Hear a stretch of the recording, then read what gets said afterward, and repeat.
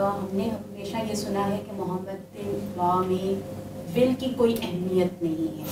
جو کچھ اگر آپ کے جیسے جن کی بیٹیاں ہوں تو اپنی زندگی میں دے جائیں تو دے جائیں، ادروائز ول کی کوئی امپورٹنس نہیں ہے. آپ کی بات سے مجھے لگ رہا ہے کہ ول کی بہت امپورٹنس ہے.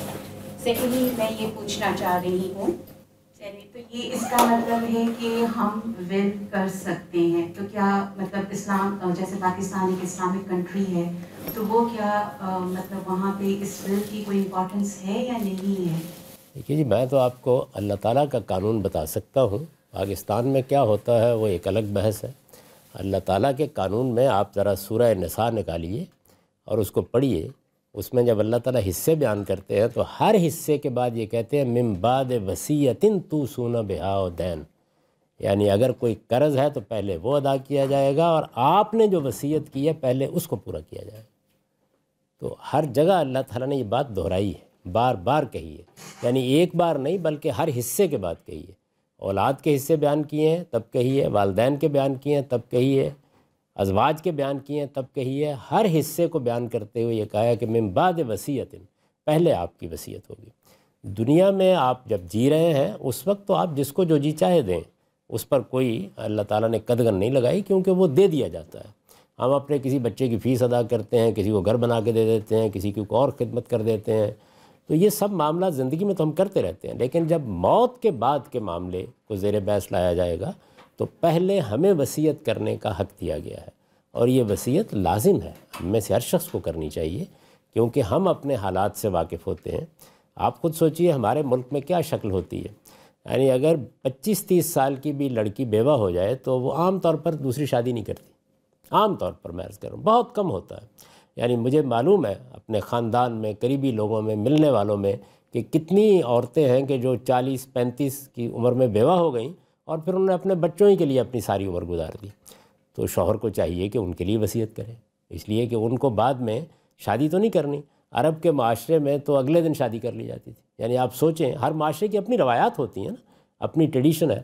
کہ سیدنا ابو بکر صدیق رضی اللہ عنہ کوئی جوانی میں تو دنیا سے رخصت نہیں ہوئے، بڑی عمر میں بڑھاپے کو پہنچ کر دنیا سے رخصت ہوئے ہیں. ان کے دنیا سے رخصت ہونے کے بعد عدت جیسے ہی گزری ان کی اہلیہ نے حضرت علی کے ساتھ شادی کر لی. ہمارے معاشرے میں آپ سوچ بھی نہیں سکتے ایسے. یعنی میں یہ نہیں عرض کر رہا کہ ایسا نہیں ہوتا، لیکن 90-95% نہیں ہوتا.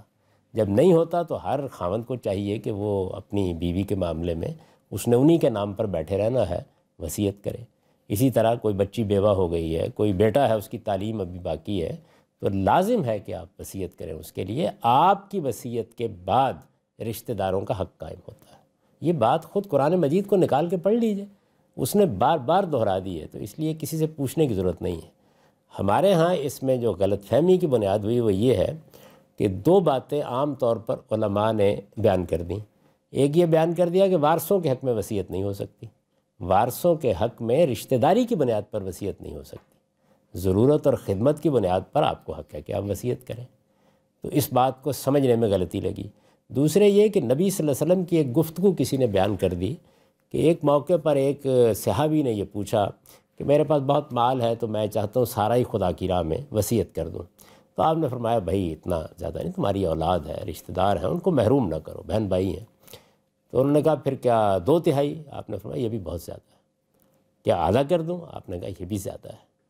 انہوں نے کہا پھر 1/3؟ آپ نے فرمایا یہ ٹھیک ہے. اب ظاہر ہے یہ ایک شخص کے ساتھ گفتگو ہے، اس کا لاء سے کیا تعلق ہے؟ یعنی یہ فیصلہ آپ کو کرنا ہے.